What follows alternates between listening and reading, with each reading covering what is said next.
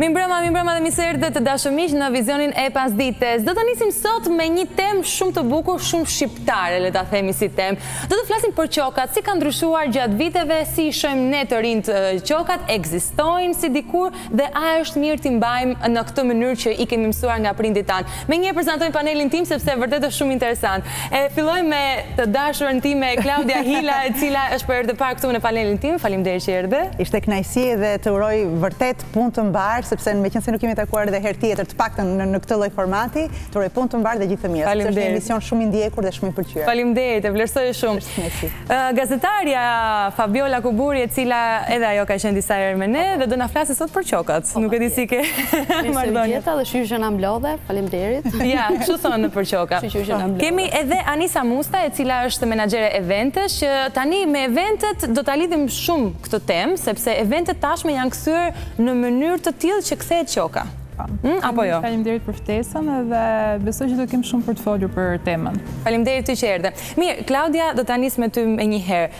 Qokat dikur kanë qenë do t'i shkoj se më erdhi ose si kanë qenë, apo janë njësoj? Jo, mendoj që dikur, sepse unë i përkas një brezi të mesëm tashmë. Pra përballem me një fakt ku nëse të rit sot mjaftohen nëpërmjet një shiriti të zi të nxjerrë në Facebook, prindrit e tyre, domethënë, janë shumë të fokusuar për ta, si më thënë, për ta realizuar apo për ta bërë qokën deri në elementet, si më thënë, në formën më të detajuar, do thoja. Pra në qofse më ka ardhur do t'i shkoj, sa më ka hedhur do t'i hedh, pra është një përballje brezash dhe mendoj që qoka në vetvete në fakt, nuk e di se ndoshta sot edhe unë jam futur si të gjithë të tjerë te prakticiteti, por mendoj në dikur ka pasur një domethënie. Prezenca e njerëzve në familje, pra ardhja e njerëzve në familje, unë të paktën kështu e konceptoj, them prapë gjithmonë si brezi mesëm, ka pasur një domethënie shumë pozitive dhe shumë shpirtërore. Gjë që është humbur pak tani. Unë mendoj që gjërat shpirtërore për ditët e më shumë po humbin. Sa më shumë kohë t'i kushtosh dikujt, më thënë aq më bukur është. Dhe në momentin që dikush të vjen në të mirë apo në të keq, kuptohet që është një kohë që ai shpenzon për ty. Është një vlerësim që ai person ka për ty. Dhe mendoj që ka një vlerë të jashtëzakonshme. Sado që neve sot jemi bërë të gjithë, domethënë që i biem shkurt, te lokali poshtë takojmë shoqërinë, mbarojmë punën të por lokale, pavarësisht unë për veten time kam miq në shtëpi, i thras miq në shtëpi, e mbush shtëpinë plot, pra nuk hyj tek varianti i vetëm lokaleve. Patjetër, i pret njerëzit. Ana shpirtërore ka shumë rëndësi tek njeriu. Në fakt ajo është baza e qokës, besoj. Unë mendoj që gjithmonë ka qenë, pse them, për të mirë dhe për të keq. Shpeshherë të mirat i ndajmë të gjithë. Dhe po nuk erdhi, prapë është një gëzim. Në momentin që ke një hidhërim që nuk ja tamam larg qof sepse nuk ja uroj askujt, shpeshherë ardhja e njerëzve edhe në kohë zgjatje ty të bën që jo vetëm ta rikujtosh personin e dashur, por njëkohësisht ta kuptosh se sa shumë veta ata e kanë dashur, se sa shumë veta, domethënë, përdorin kohën e tyre për të vënë në shërbimin tënd. Për mua kjo është shumë e rëndësishme. Kjo është ana shpirtërore. Edhe nuk ndihesh vetëm. Është gjë shumë pozitive dhe mendoj që ka qenë kjo anë shpirtërore që dikur i ka lidhur njerëzit. Sa më shumë kalon koha, mbaron kjo pjesa shpirtërore, tani po bëhet një gjë teknike. Një shirit mbaron puna, një lokal, një kafe mbaron puna dhe teknike. Fabiola, është kjo që tha Klaudia? Unë jam me Klaudia. Unë jam te... Në fakt, po shohim një unifikim të traditës tek brezi i ri. Pra, të unifikosh diçka që ne për shkakun nuk i shkojmë. Nuk është unifikim, është largim nga tradita. Po ikin, po. Kjo pjesa e kafes mua nuk më... Unë jam akoma tek... Nuk hyte të rejat, po...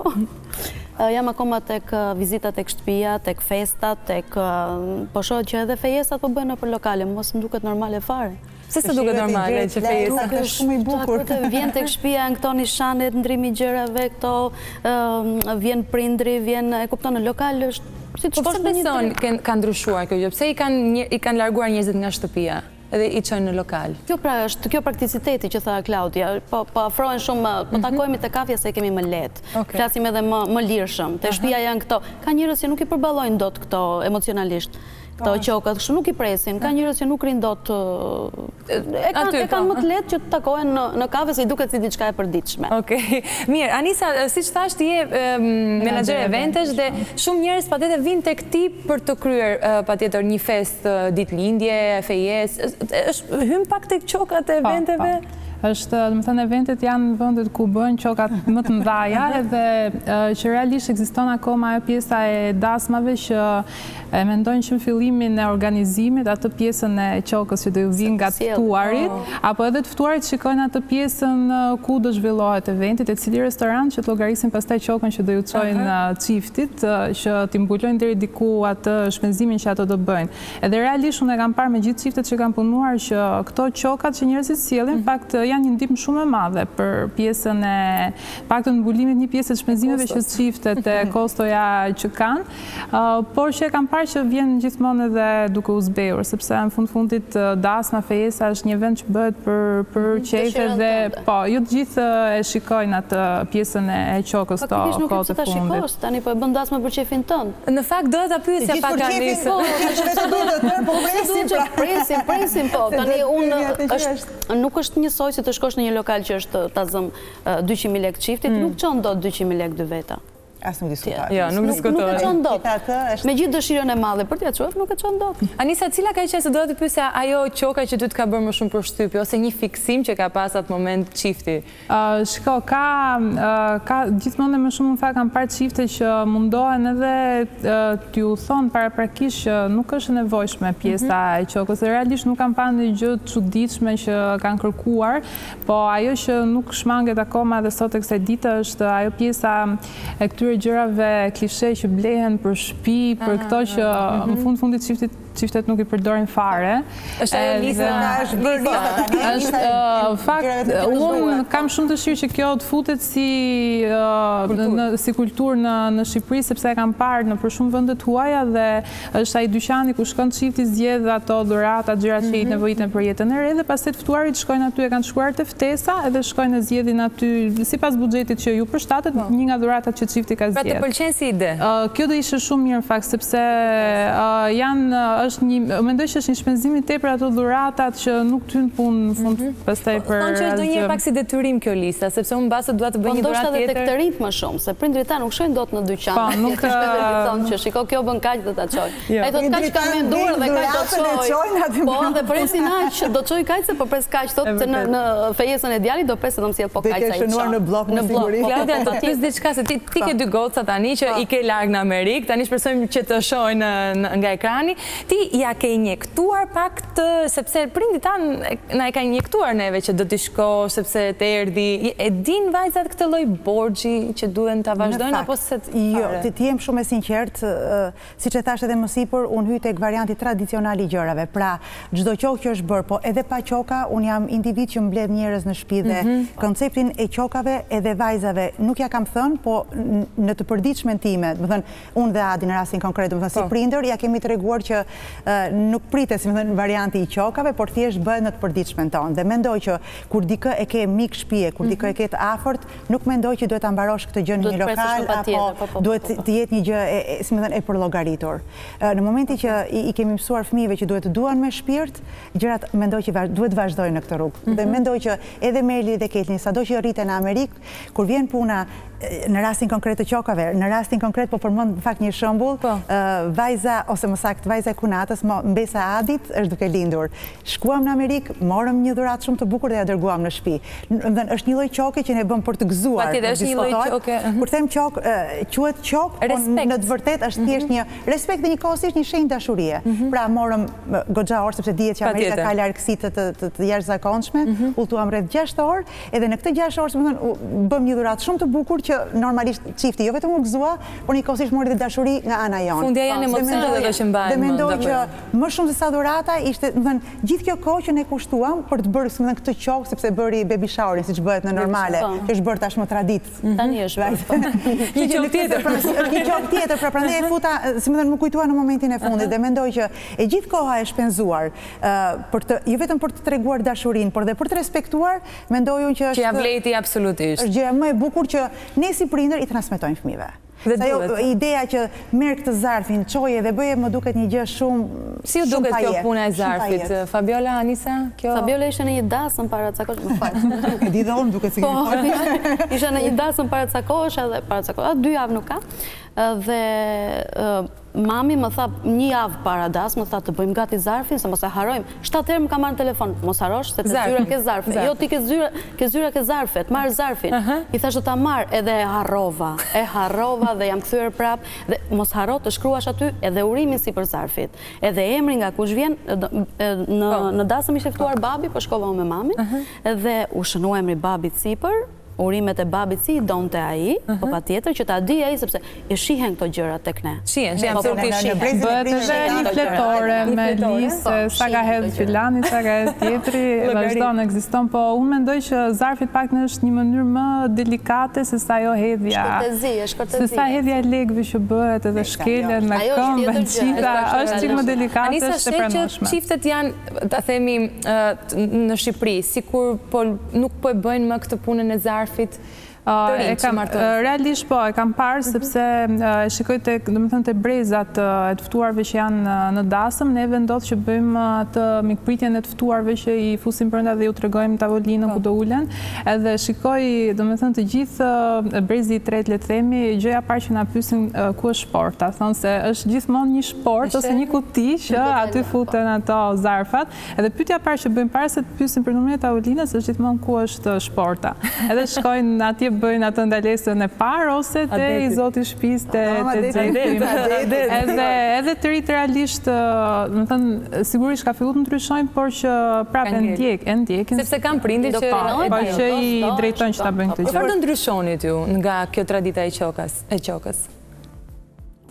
Do ndryshonit gjë apo do ta mbanit kështu siç është, pra pritja, kafja? Unë do të mbaja, për sa të kemi unë do të mbaja, sepse mendoj që e vetmja gjë që mban bukur një njeri është pikrisht afrimi që tregon, dashuria që tregon njerëzve në momentet e caktuara. Më shumë se sa detyrim është ndjesia, ndjen dhe bën e fton dhe i shkon.